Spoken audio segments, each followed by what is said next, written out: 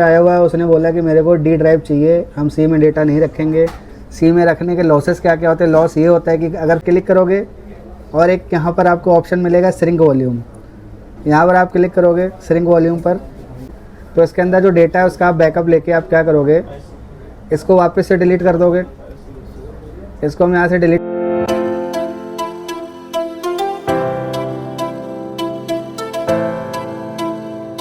दोस्तों आपका ABC institute में स्वागत है। जैसा कि आज जो हम रीड करेंगे हमारे लैपटॉप में, ये देख रहे हैं आप, जैसे कि यहाँ पर एक पार्टीशन दे रखा है, बट हमें नीड है यहाँ पर हमें एक पार्टीशन और चाहिए।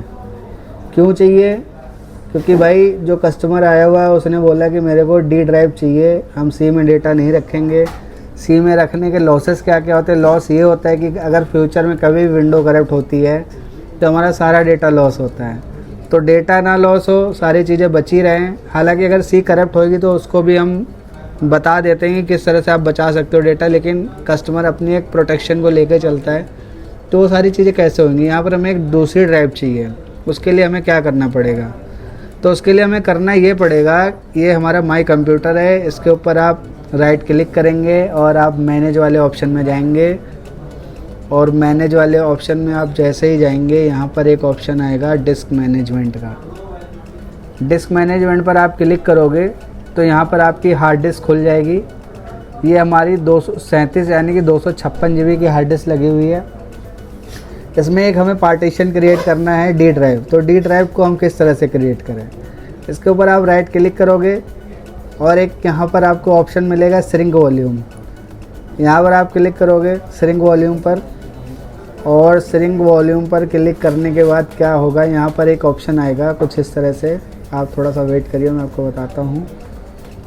यहाँ पर एक ऑप्शन आएगा ये इस तरह से, यहाँ ये बोल रहा है enter the amount of space to shrink in motherboard, यानी कि कितना अमाउंट आप इससे श्रिंक कराना चाहते हो वो आप यहाँ पे MB में लिख दोगे।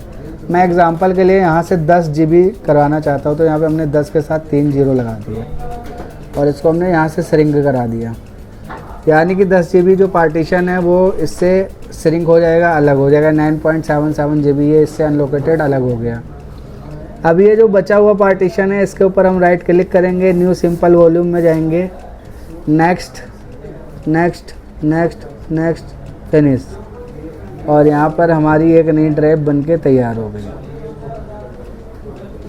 ये एक नई ड्राइव आ गई।